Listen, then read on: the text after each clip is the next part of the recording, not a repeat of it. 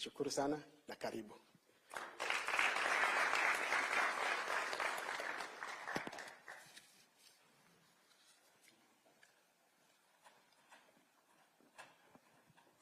Thank you. Your Excellency, I think, let me not waste any more time. Karibu, if you can all stand and just stretch and clap for His Excellency the President. Thank you. Thank you very much. Let's take our seats. Asante sana. Ladies and gentlemen, good evening. Hamjambo. It's a privilege for me to be here at this point in time while undertaking a state visit to this great country. As you're all aware, the relationship between Kenya and China is 62 years old. In fact, it is documented that China was the 4th country to recognize Kenya as an independent state only 2 days after independence. And it speaks volumes. It speaks volumes of the strength and depth of the relationship between Kenya and China. My visit here underscores that solid foundation built over many years to cement the relationship between our country and China.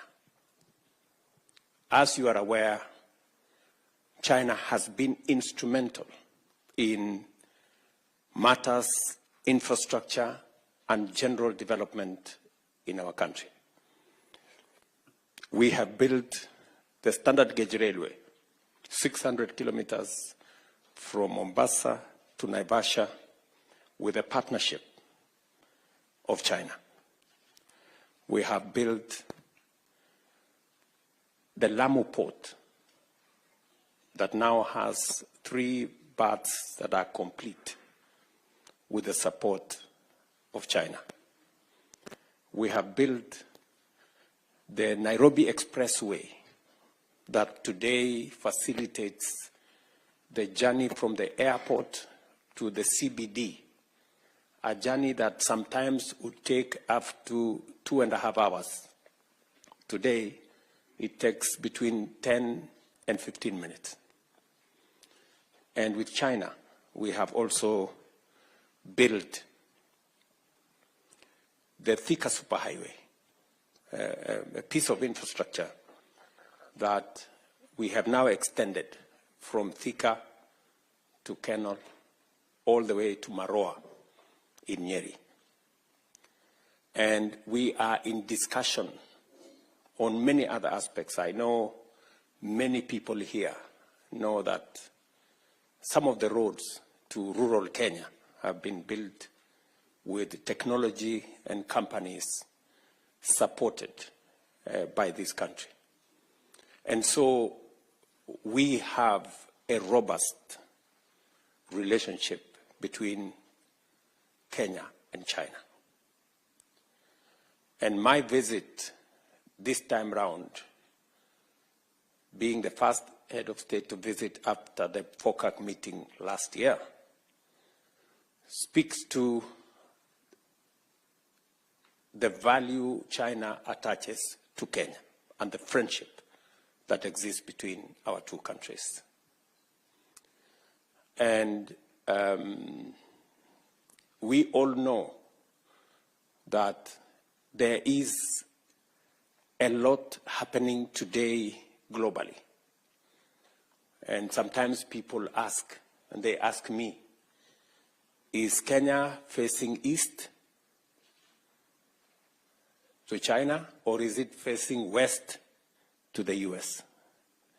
And I have answered that question that Kenya is neither facing east nor west.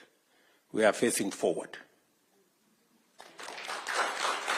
And we want to build mutually beneficial win-win relationships with as many friends as possible.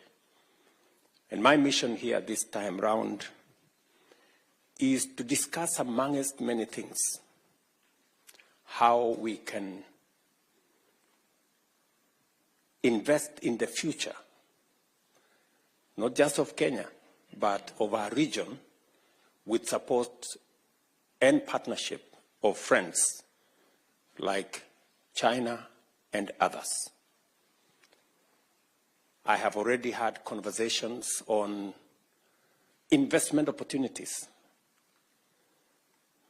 Many people get worried that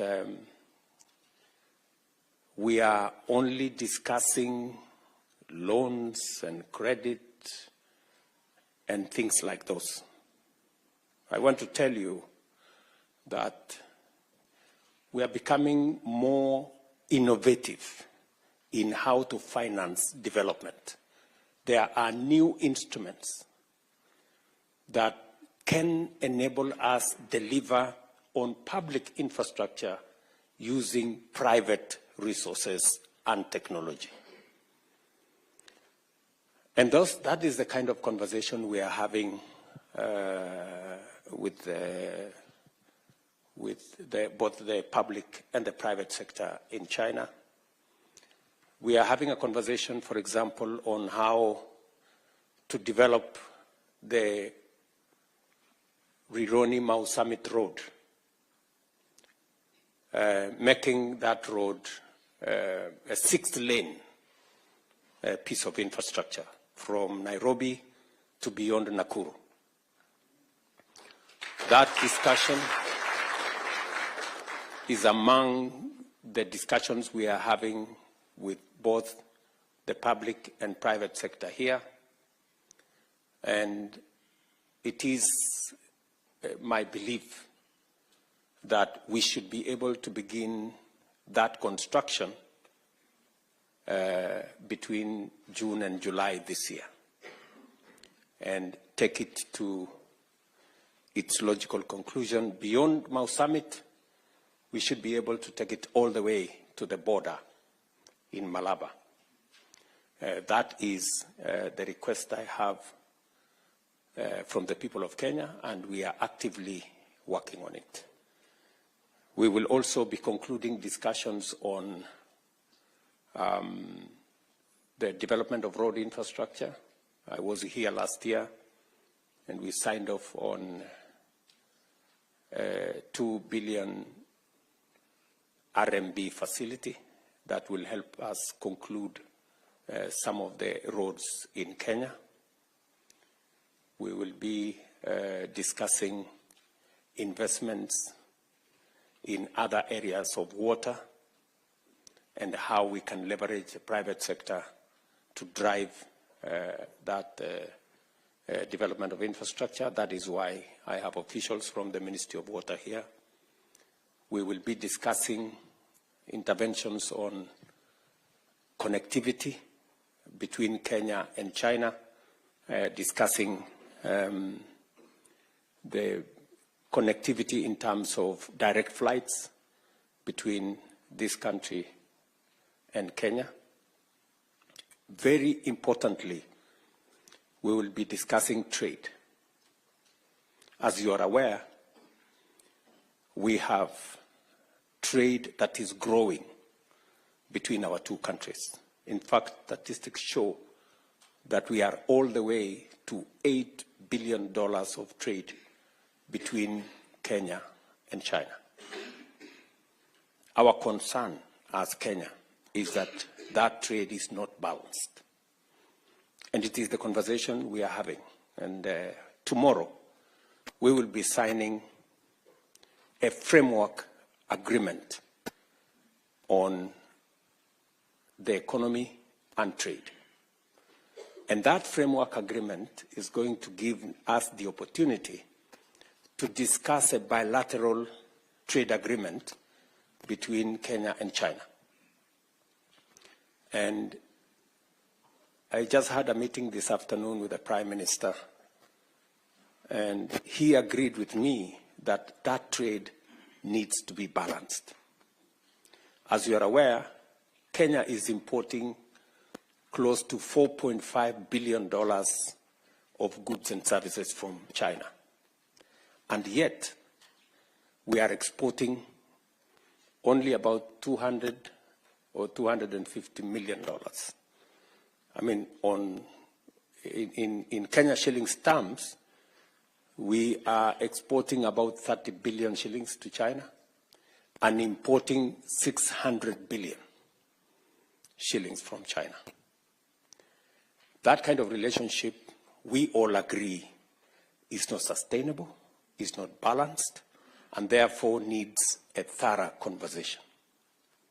It is one of the pertinent issues that I have come to sign off the agreement, because immediately we are going to discuss on how we can bring down the barriers on market access by Kenyan tea, Kenyan coffee, Kenyan macadamia, Kenyan avocado, and all other Kenyan products into this country.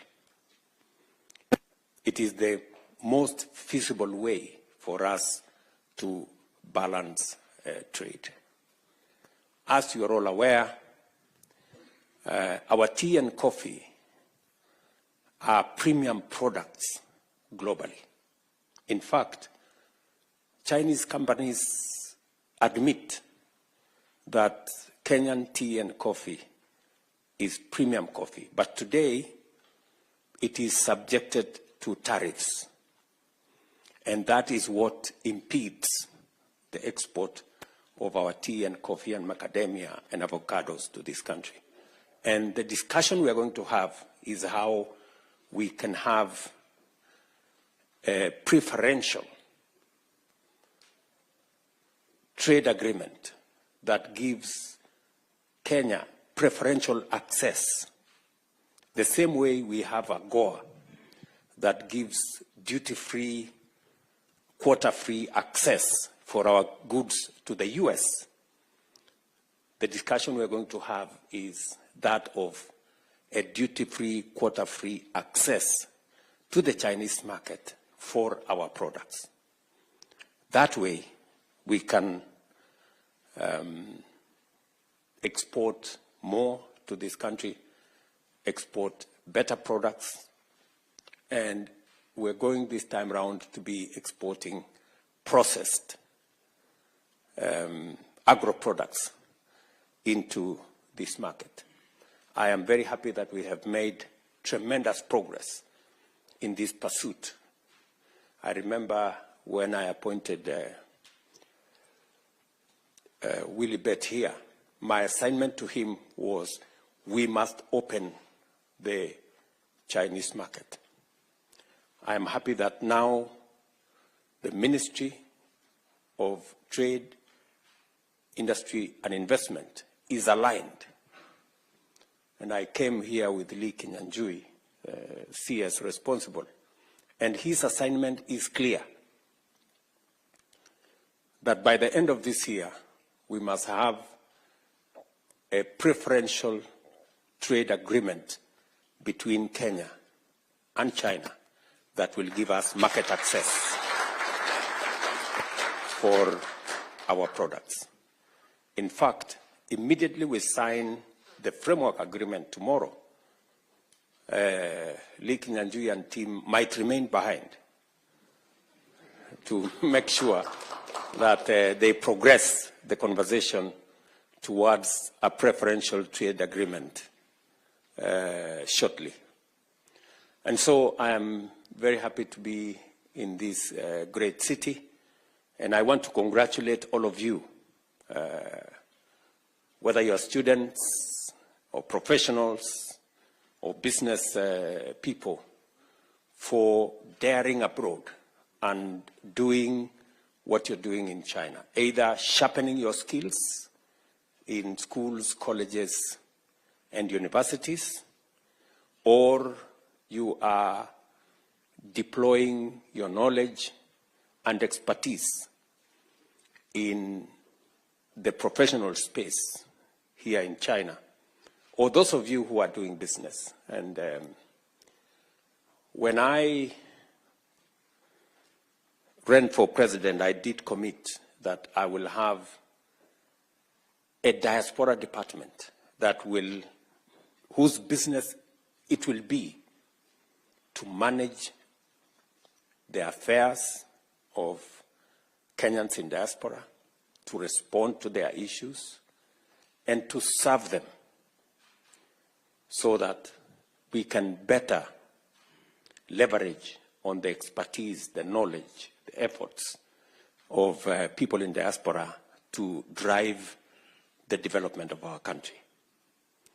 I'm very happy with what Roslyn Jogu, my PS for Diaspora Affairs, working under PCS here, and him and his team with Isaiah here, and all the other members of that team will continuously work with the embassy staff to see to it that Kenyans in the diaspora are served as best as we can, just the same way we work for the rest of Kenyans at home.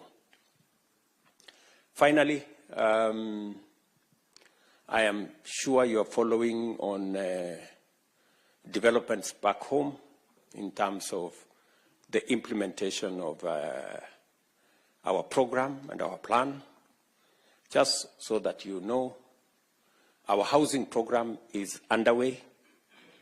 We have close to 150,000 houses being built around Kenya. Majority of them will be ready this year. In fact, I will be handing over keys to the first 4,000 units next month, and it will be continuous. You now have an opportunity working in the diaspora to buy some of those housing units. You do not have to depend on your family members or your friends, who I am told occasionally run away with your money. You will now have a place to buy a house without any hassle. And the ministry responsible for housing will let you know how you can book for a unit online. You don't need to know anybody. You don't need any brokers. You don't need to see anybody. You can book a unit online. And somebody's going to tell you exactly how that is done shortly. To also tell you that I did commit that we are going to have a different savings culture. As you are aware, since independence, we have been paying a very small fraction for our social security.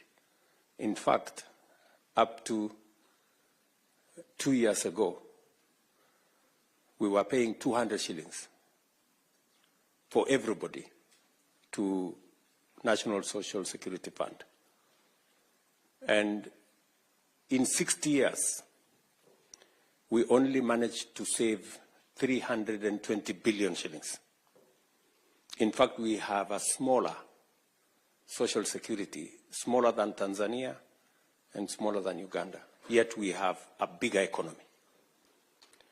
But I made the decision that we are going to change the regulations and the law governing savings in Kenya. Why? Because investment is a function of savings. You cannot invest if you don't have any savings. You have nothing to invest.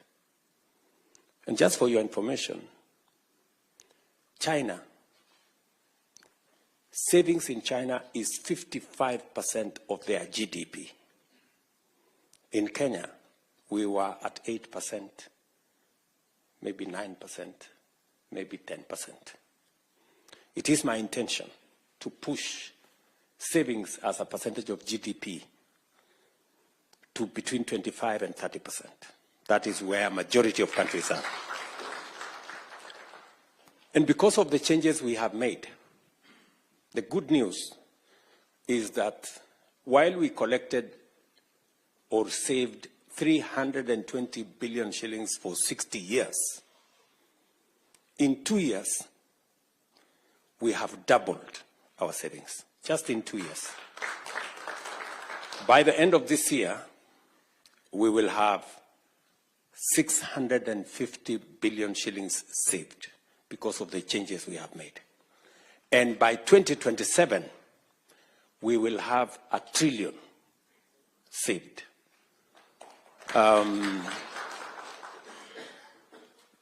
That is why I am not very popular with people who don't want to save.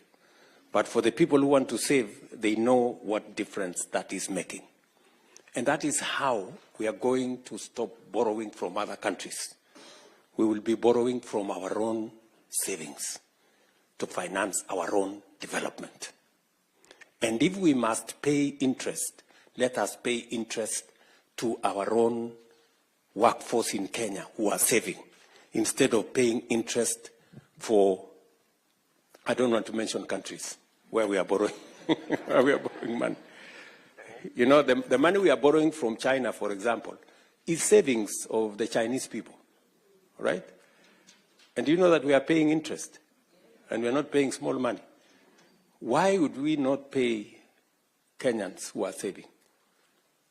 That's the question I ask. So I'm very happy with the progress that we are making, and progressively people are beginning to see the reality of some of the interventions we are undertaking. I am also sure that you are aware that we have reformed our funding of our education system. We have straightened the CBC program that your chairman talked about. In 2022, there was a very big debate as to the implementation of CBC and the direction it was going. Immediately I came into office, I set up a presidential task force that gave us a way forward. And in 2 years, we've hired a record 76,000 teachers to support that program. We have changed the funding model. Today, the 23 universities that were almost bankrupt, if you speak to the vice chancellors of those universities, they will tell you the new funding model. And I have one chancellor here, who is a member of the diaspora. This chancellor of Cooperative University.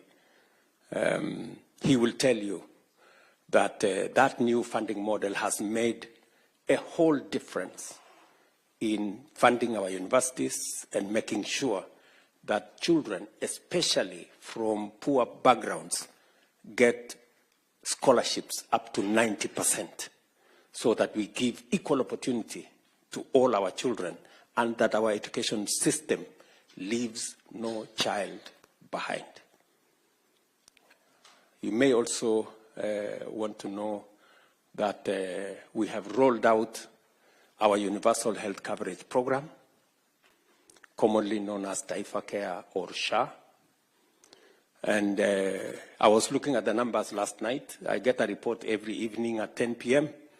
And yesterday, 55,000 Kenyans registered. On average, every day, between 45 and 60,000 Kenyans register. For the first time, people who have never been on health insurance are experiencing health insurance. In the past, NHIF was reserved for people who were either salaried or they were in a position to pay. This time round, we have rolled out universal health coverage, a matter we have always wanted to do. I remember the NAC administration wanted to do it. And I remember we tried to do it under the Jubilee administration. And we couldn't manage. But I'm very proud that this time round, we took time, We created a legal framework. We took almost 2 years of planning, crafting the right framework, the right legislation, the right regulations.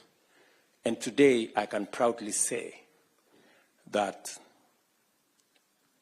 as opposed to NHIF, which had 7 million people registered, we now have 21 million Kenyans registered under SHA. And I am confident that we will get finally, with the registration that is going on now, we will finally get to universality on matters health. And the program gives everybody a chance. For those who can pay, you pay in accordance with your income. And for those who cannot pay, the government of Kenya will step in to pay for indigents and the people who cannot be able to pay. I am very happy with the progress that has been achieved. And you now from the diaspora can pay health insurance for your family members if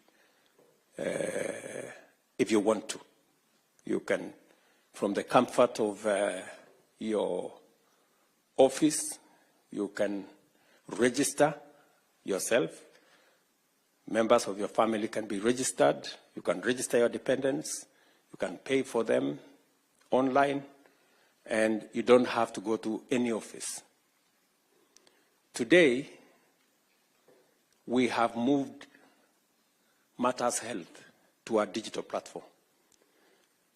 Imagine those, whenever you went to hospital, the doctor used to write on a piece of paper, and it graduated to an exercise book. Somebody had an exercise book the doctor wrote somewhere. We no longer have the exercise books. Now it is on a digital platform. You don't have to carry no exercise book. All you need to do is to go to a hospital, produce your ID, and your health record will be pulled from a digital platform. And the doctor will know which hospital you have gone to, what medicine you have been given, what is your health history, and they can take it up from there. We have also eliminated, using that digital platform, many quack doctors, fake hospitals, and many other fraudulent activities that informed our health infrastructure before. Because now it is not possible to treat anybody unless they are identified. There were incidences, for example, where one person was amputated 10 times in the old system because there was no health record, and it was easy to fraudulently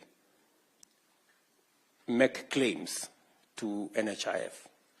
That is not possible anymore, because once you are identified that you are amputated twice, the system will not agree for you to be amputated again, because they will know that your limbs are finished.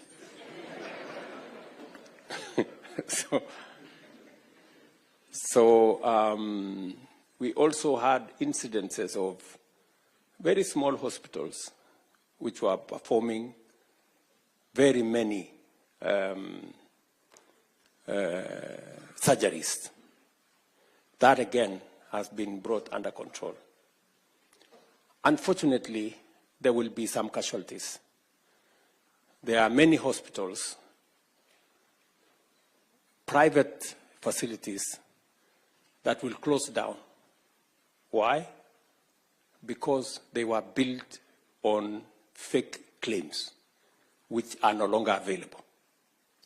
So we can only pay under this system for a service that has been provided. it is not possible anymore to make any fake claims. And so we are making steady progress, and I am confident with the transformation that Kenya is going through. Let me finalize by saying we are transforming our agricultural sector. You remember in 2022, we had many people in the streets of Nairobi with sufurias on top of their heads because unga was 240 shillings, that kind of thing. We have since reorganized that space and working with farmers with clarity of intervention, making sure that we don't subsidize consumption, as I said, but instead we support production. The reason why today the prices of unga have significantly come down from 230, now we are talking of 130, 140 shillings. Sometimes it comes down to 100, and I'm very happy with the progress that we have achieved in that space. Today, if you ask, because of the reform we have carried out in the agricultural sector, milk that was retailing at 35, 38 shillings, we now have standardized milk prices at 50 shillings to the farmer. Coffee that was selling at 50 shillings a kilo, if you check from your members of your families, this year we had the best prices of coffee because we supported farmers with fertilizer, and we have removed cartels, people who are farmers, brokers, millers, and buyers at the same time. And they significantly undermined the whole coffee sector. Today, coffee that was retailing at 50 shillings, 60 shillings a kilo, on average, is 110 to 140 shillings a kilo. And if any one of you is a coffee farmer, you will bear me witness. This year, last year again, we made huge progress with our tea. The year before, our total earnings from tea was 170 billion shillings. Last year, it moved all the way to 215 billion, the highest in Kenya's history. Again, because of favorable weather and because of the investments we made in promoting production of our tea sector. We have just concluded, for those of you who come from the sugar belt, the notorious sugar problem that has been with us for 30, 40 years. We've just concluded the reform of that sector. And for those of you who follow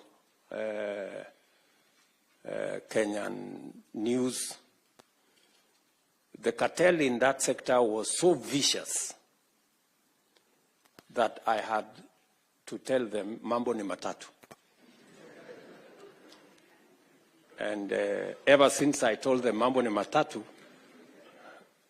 now we have concluded the reform of that sector. And my intention is that, like the other sectors, the sugar sector that has suffered for many years, we are now going, the factories will now be able to pay farmers on time, pay workers on time, and for the first time, pay bonus to sugarcane farmers. The first factory did that last year. That is Mumias. And this year, we have concluded the reform process of Chemelil, Miwani, Mohoroni, Soni, and Zoya. And by the end of this year, you will see a very big difference. Just because of the interventions we made. Last year, contrary to what we have done all the years, we imported very little sugar. And in the next 2 to 3 years, Kenya will be a sugar exporting country. Because of the interventions we made, 200,000 acres of new land was put under sugar production, because farmers can now see that there is seriousness in the sugar sector. So, this is the interventions we are making as a government. We are pulling our country in the right direction, and I am very confident that Kenya is going to be a better place for all of us. We must consistently, persistently work together towards making Kenya this great country that we all want it to be.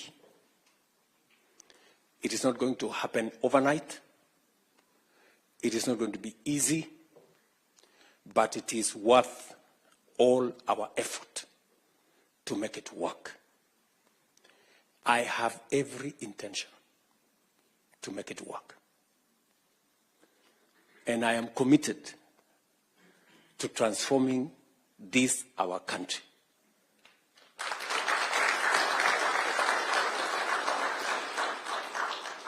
And I want to tell you, failure is not an option.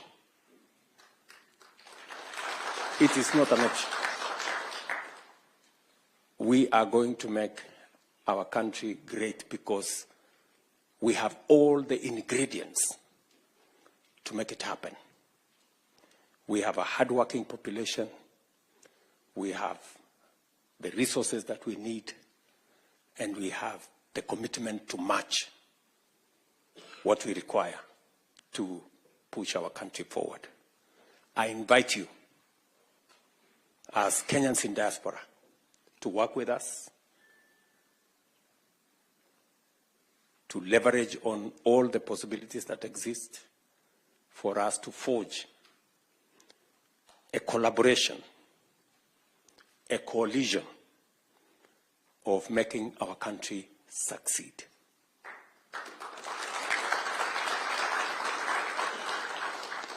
The media will not stop us. The social media will not stop us. The naysayers will not stop us. Kenya must succeed. Do you understand? We have no option. We have to succeed. So I just want to tell you that that is the way to the future. So asanteni sana. I don't want to make this a lecture. You know, I'm also a scholar, so sometimes I get tempted to speak. So let me leave it there, maybe pick up some ideas from you guys on what your thoughts are and where you think we can do better for the progress of our country. Thank you very much. God bless you. And it is my pleasure to speak to you. Asanteni sana.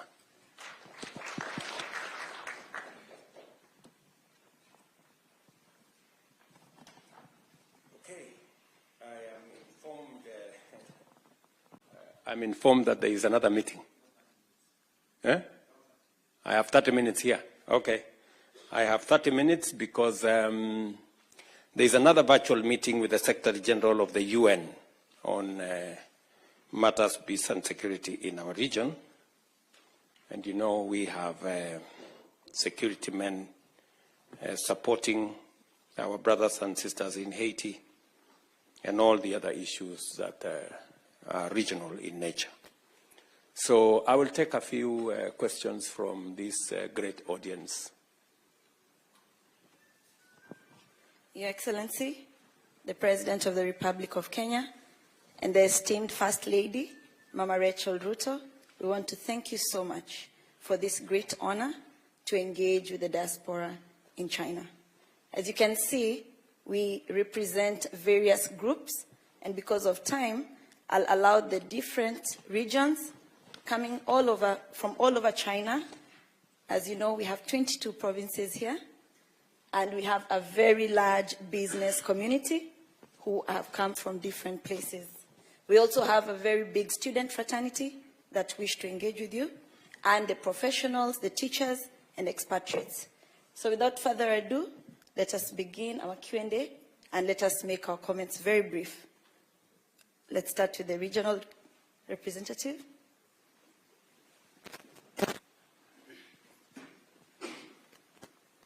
Thank you. Your Excellency, the President of the Republic of Kenya, Dr. William Samoei Ruto. Your Excellency, Mama, distinguished dignitaries, we welcome you to China. In Chinese language, we tell you, Huang in Zhongguo, and you say, Shishini. Good student. So, Your Excellency, my name is David Shimuti. We've got a few pressing issues on how we want to better our lives in China. And one of the aspects that we are going to discuss is the aspect of our duration of stay in China. Having realized that we've got a window whereby our reciprocity doctrine has not been established in having the same kind of visa, I've got a recommendation, not a question, that this is the right time for us to establish at least 2 years as a first timer who is coming to China from Kenya. Wakenya wetu wakuja hapa na miaka 2. Mchinese akienda nyumbani aende miaka 2, achukue pesa yetu yao huku wapeleke huko. Si tuchukue watu wetu tuwalete hapa watafute kazi. Itakuwa rahisi kwetu sisi.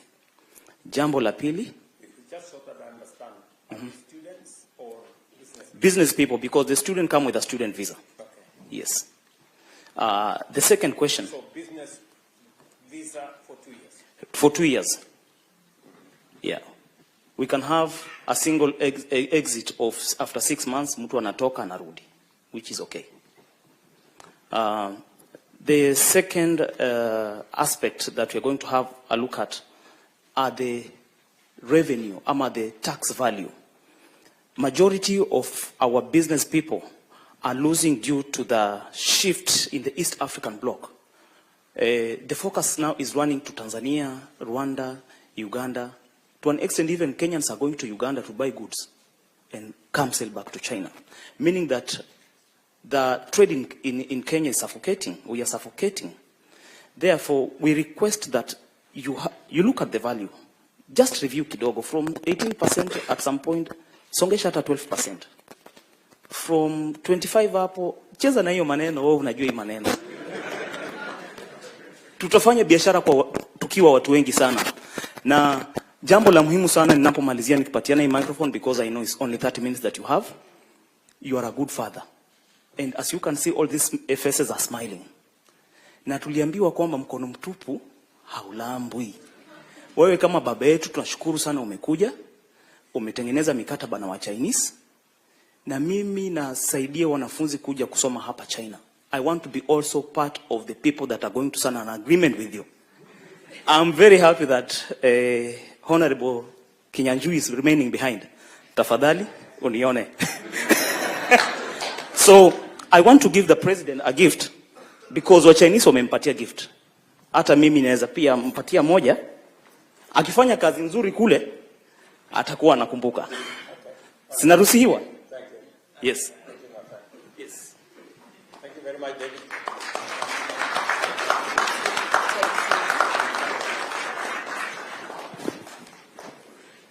Let me just say so that maybe somebody else does not ask the same question. I think the business visa for 2 years is a discussion we're going to have. I think it's a good proposal, if it is, especially if it is reciprocal. If you scratch my back, I scratch yours. We will consider that as part of the conversation we are going to have around the economic partnership framework that we are signing tomorrow.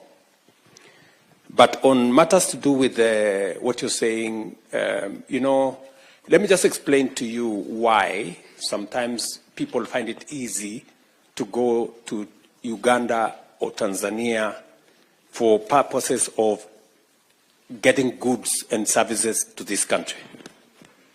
It is exactly the problem I want to solve by signing the bilateral labor agreement. You know, the difference between us and our neighbors is that Kenya is in the middle income category. Our neighbors, Tanzania, Uganda, and all the other neighbors are in the least developed countries. They are in LCDs, LDCs, and we are in the other. So we are categorized higher than them, and therefore, while they export duty-free, Kenya exports with duty. And that is why you heard me say that is the agreement we want to negotiate. We want to negotiate a preferential trade agreement that will now put Kenya at par with our neighbors. You will not be experiencing the problems you are experiencing today. That is the agreement we want to sign, that today Kenya is different from the other countries because of the categorization of our economy as opposed to our neighbors. And that is the reason why we are having this conversation. That is the reason why we are signing the economic framework tomorrow that will now give us the opportunity to negotiate a preferential trade agreement that will eliminate the current duties and levies that are levied on Kenyan products being exported to this country. I don't know whether I'm communicating. Okay? Thank you very much. Yes? Yeah. Your Excellency, Mr. President. Your Excellency, Mr. President. Dignitaries, Madam First Lady, the PM. Welcome to China. I had a lot, but now we've condensed the time. I represent the professionals in China. My name is Brandy Karani. Now, the gentleman here has asked a very important questions about business visas. This is the thorniest issue we have. I've been here for 15 years, and I can tell you is the most important question. To designate Kenyan workers coming to China, the biggest job here in China is teaching English.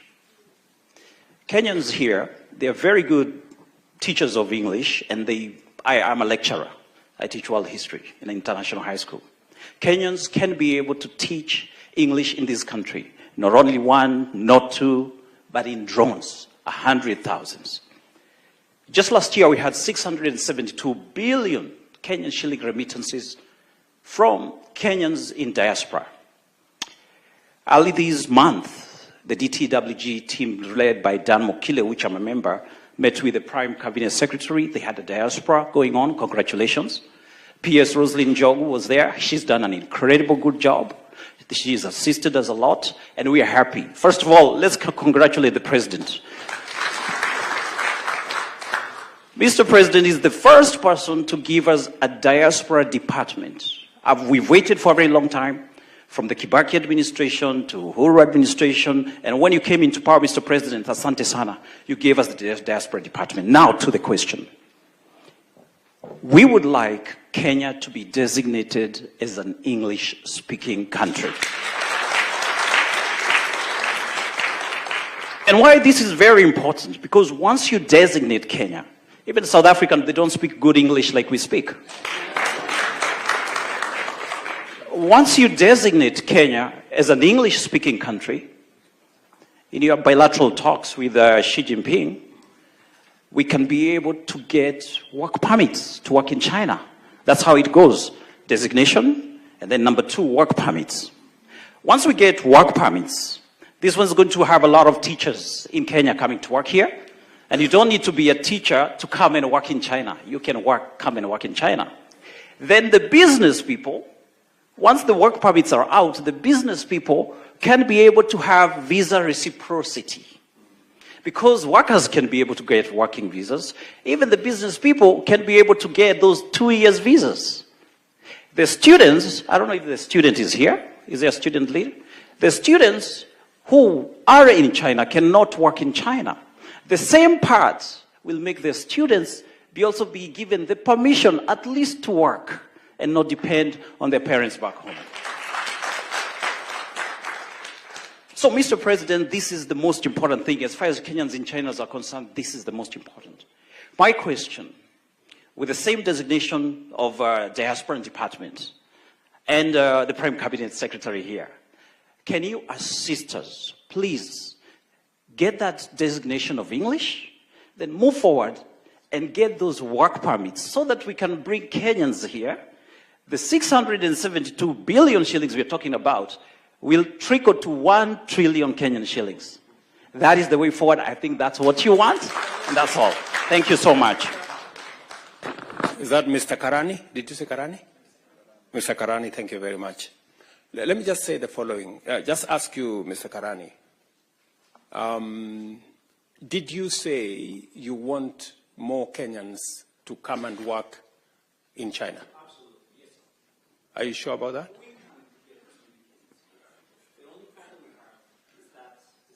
No, just answer my question. You asked me the question. Let me answer. Let me ask you.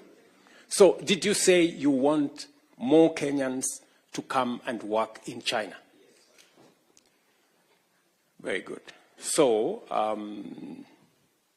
I hope you help me answer the many people in Kenya who tell me that I am exporting Kenyans. You know, I have a big problem with I have a big problem with people who are telling me that I should be creating jobs for people in Kenya, which I'm trying. But if there is opportunity elsewhere, I mean, is there anything wrong with Kenyans accessing opportunities elsewhere? I hope some people are listening to this so that the people in Kenya who are fighting me and telling me I'm exporting people, they should understand that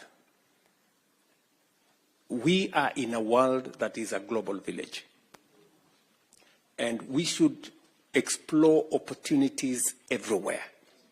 And I am very proud of the Kenyans who have taken up the opportunities that are available, that are available globally. And it is the reason why I set up the Diaspora State Department. So already it is in my radar, and CS for PCS and TS for Diaspora and Foreign Affairs, together with Roslyn Jogu, my PS for Diaspora, are seized with that matter. We have signed several bilateral labor agreements that provide the framework you're looking for. It is our intention to pursue the same bilateral labor agreement that will also provide for Kenya being designated as an English-speaking country. In any case, Kenyans speak the best English than in any other country in Africa. And that is the correct position. So you're spot on, and you have given me an assignment, and I intend to report back shortly. So, Bwana Musalia, kazi kwako, and your team. PS Korir here, Ambassador, and Isaiah Kabira here, you know what you need to do so that we can get more teachers teaching globally, because we have developed a global workforce. We have developed one of the finest human resource that can work anywhere in the world. And we should deploy it to the advantage of Kenya. And that is the reason why labor mobility is one of the programs that I actively pursue, because I know it gives opportunities to many Kenyans. Today, we have close to 300,000 trained teachers in Kenya. The choice is, should they find opportunities elsewhere in the world, or should they wait for opportunities in Kenya? I think whenever the opportunity arises, whether it is in Kenya or in a foreign country, they should take up that responsibility. Thank you very much. So I have some assignment from you. I know we are running short of time, but let me give another 2 people. Your Excellency. Yes, proceed. Madam.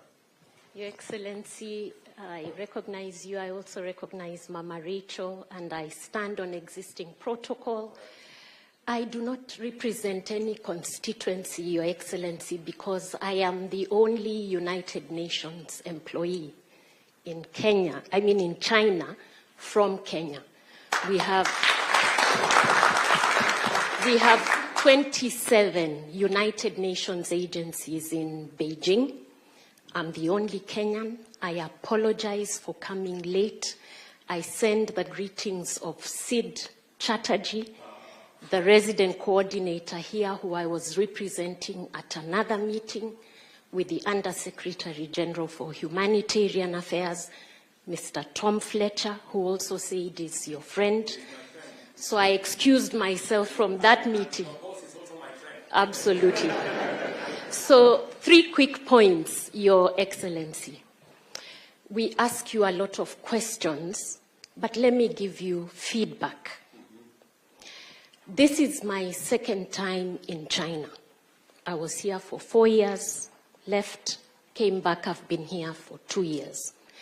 I have had the privilege of interacting with 4 Kenyan ambassadors to China. And so I give an objective assessment. Ambassador Bett and his team are a first-in-class .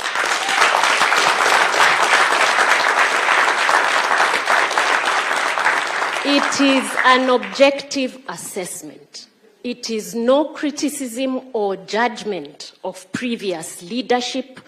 He elevated excellence to a class or a level in Beijing that we have not seen. And really all credit to Ambassador Bett and the Kenya mission team. They make us proud. We carry our heads high with pride. I did indicate that I'm the only Kenyan in the United Nations system here. I am in discussion with your PS, Sing'oei. I am an international civil servant. There are things I cannot disclose in a public gathering of this nature. But I did want to draw to your attention that the last time we had a Kenyan at the level of Undersecretary General was Muhisa Kitui. I think we need to amend that. But let me come back to what the multilateral system does in China. While you are negotiating on the bilateral front, I would like you, Your Excellency, to know that there is a multilateral engagement between UN agencies in China and countries outside of China. So as a UN agency representative, and my colleagues do the same thing, we have a dual mandate. We engage on domestic issues in China, but it is my duty to ensure that the developing South benefits from China's vast South-South cooperation initiatives. And so, Your Excellency, we receive grant money. The UN system receives grant money from the Chinese government, from the Chinese public sector, to provide to countries primarily in Africa, because China prides itself with the friendship it has with African countries. I do want to ask Your Excellency, on those engagements, your ambassador does very, very well. What we need is reciprocal attention and fast action in Kenya when those initiatives come up. Because I have to inform you that sometimes we see an opportunity here, and remember, it is not only Kenya. Ghana is waiting. Ethiopia is around the corner. Rwanda is also keen. So we need to find a way to connect better around those initiatives that are available here for development in Africa. I want to thank His Excellency the Ambassador, because right now we have negotiated a partnership on the FOCAC, Africa Solar Belt, which is around renewable energy for essential services for children. This is coming to Kenya, but we can do much more. And I'm saying the pace is not as quick or as efficient as it could be. I thank you, Your Excellency.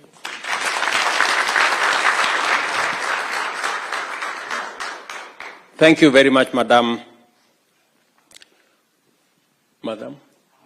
Ama. Madam Ama, thank you very much. Yes, it is very rare to get compliments from Kenyans.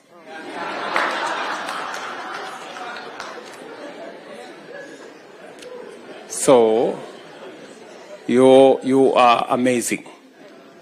And thank you very much for saying what it is.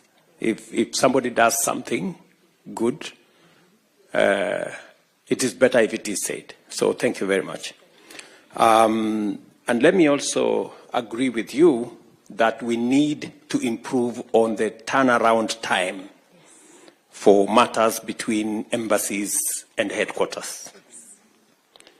I think P.S. Korir and your team, you need to pull up your socks so that whenever there are issues that require headquarters to provide direction or to engage in a certain manner, we can improve on the efficiency around that turnaround time.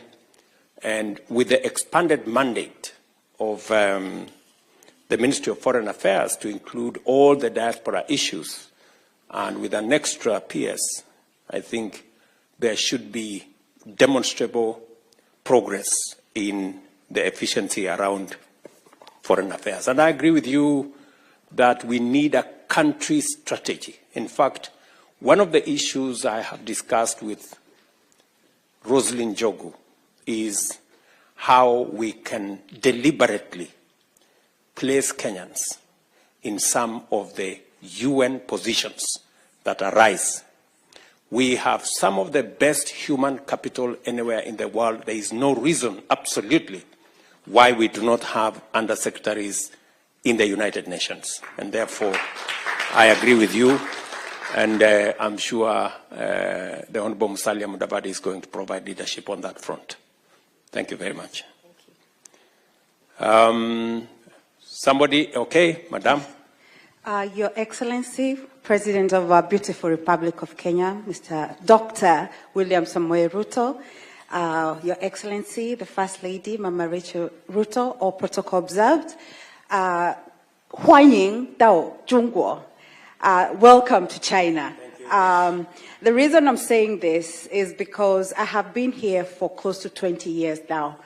And being here has meant that I have worked tirelessly to promote our beautiful country, especially in matters to do with tourism and education.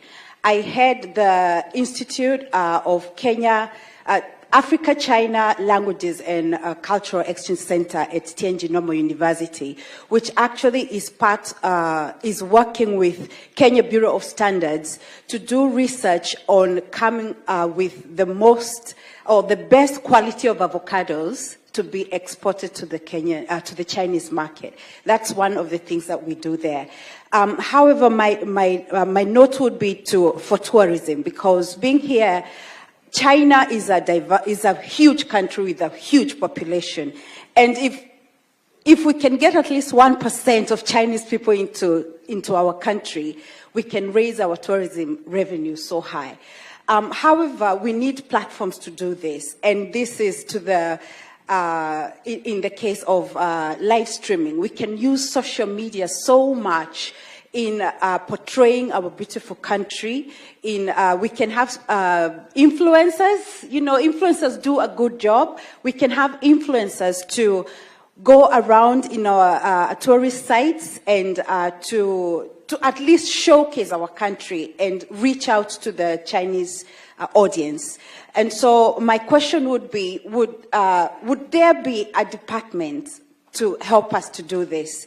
On my part, I have a communications business which can actually be used for the live streaming work, and if we can work together with the Ministry of ICT, the Ministry of Tourism, I think we can really expand so much in reaching out to the Chinese audience. So, Mr. President, thank you so much for giving us this platform, and we hope that you can use us to make our country great. Thank you. Thank you very much, Madam. I didn't get your name. Sorry, my name is Dr. Ruth Njeri, and I work at kenyanYoutuber University. Thank you. Ruth. You're spot on. We need a partnership with every Kenyan, because ultimately, each and every one of us as patriots have a responsibility to play in making Kenya what we all want it to be. So from wherever you are, whatever you're doing, it is important that you see how best you can positively profile our country. Just to inform you that on matters tourism, you're spot on.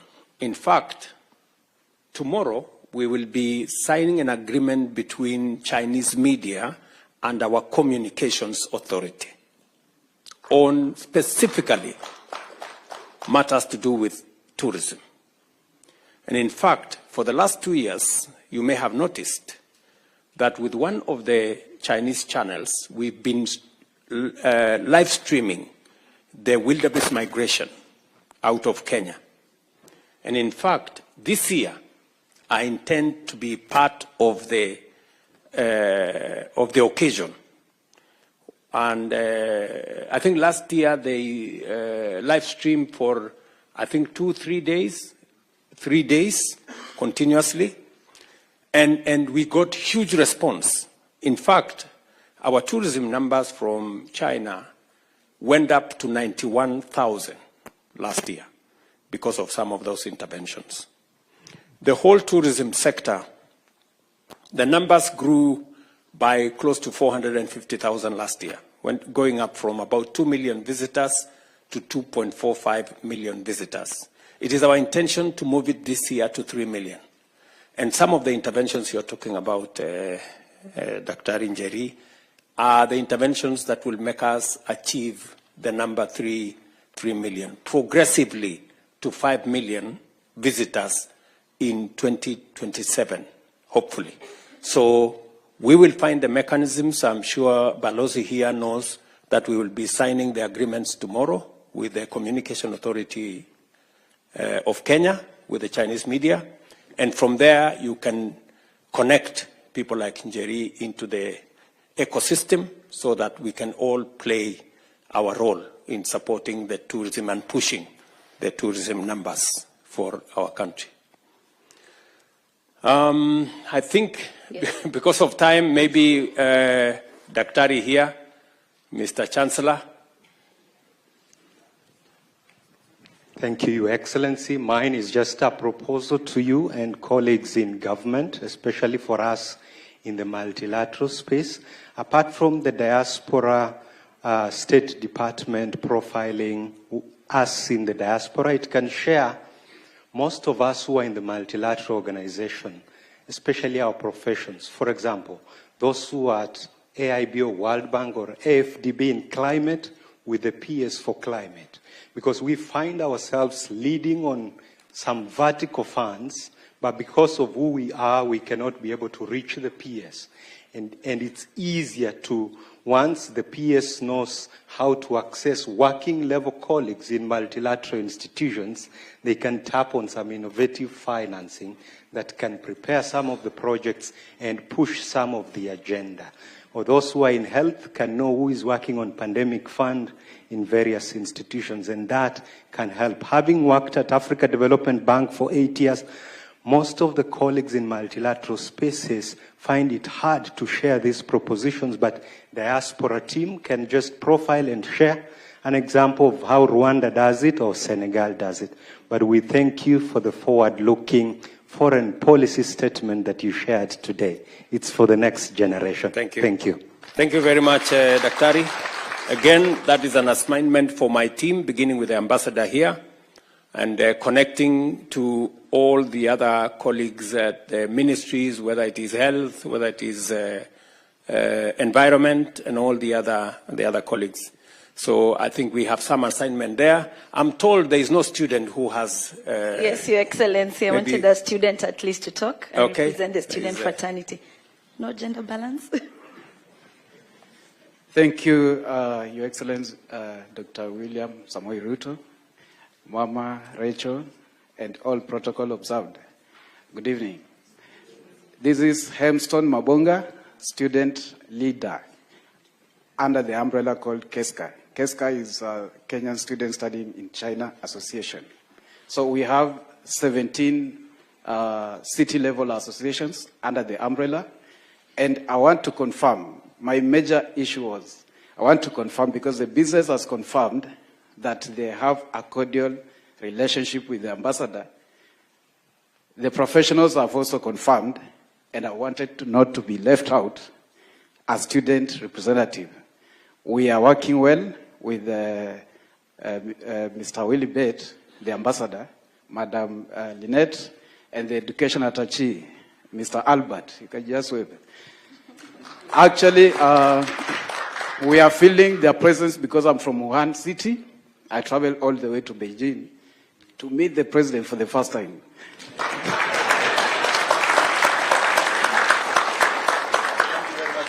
Yeah, sure. Okay, that's a lifetime handshake. Thank you. Thank you. Make sure you don't forget the issue. Yeah. I won't forget, actually. It's a compliment. I'm not complaining. We are used to complaining, but it's a compliment. I want to appreciate, I attended your morning session, and I admire to have the same knowledge you have in future. That is, I learned something very, very important in the session. I don't want to share with you because of time, but I will share with my friends when you leave. Otherwise, I may forgot the issue, but it's okay. Otherwise, keep lobbying for the scholarship slots. More scholarship slots across levels, undergraduate, master's, and PhD students. That one, you'll have helped students who are here and who are intending to come to advance in education. Thank you. I'm a mathematics teacher, and there was a session, a proposal of Kukuza Mulima ya mathematics. Please don't. I'll be jobless. Thank you.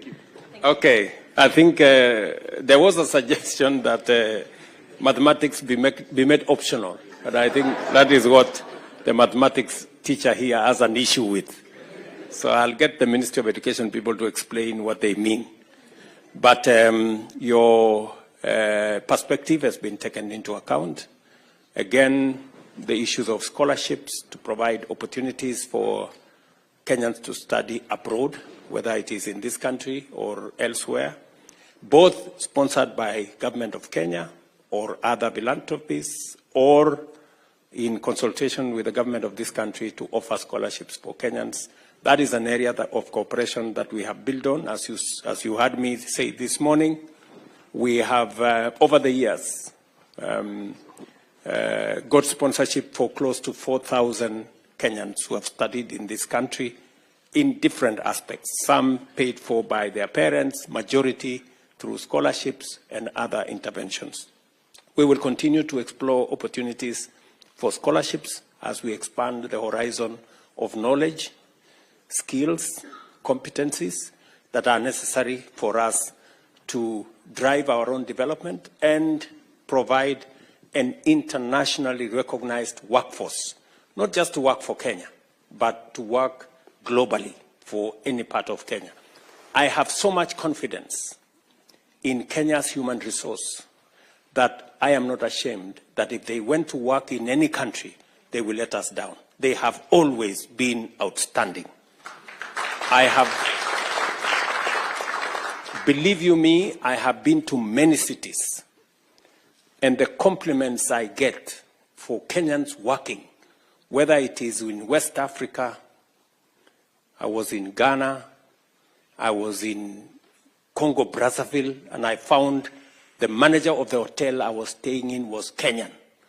And there were huge compliments as to his style and professional leadership of those institutions.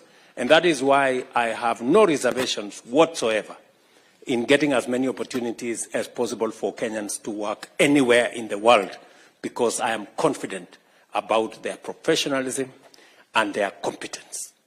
So again, the way to sharpen our human capital is to make sure that we get them the correct training, the correct knowledge, and that is why we are investing 30% of our national budget in matters education. It is the highest in our region. When I came into office, I added another 127 billion to education, because our human resource is the most critical asset that we have as a nation. And that is why my good brother here, Karani, can confidently say last year our diaspora contributed close to 600 billion shillings to the development of our country. That human capital is what defines Kenya. And that is why whenever there are opportunities anywhere in the world, including what Amma just said, in the UN system, we must fill up with Kenyans. They will do a good job, they will make us proud, and they will send some money to Kenya. So thank you very much.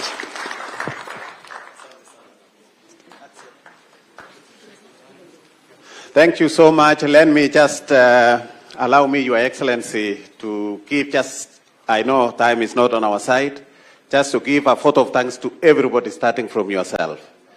At this point, we want to close with a word of prayer from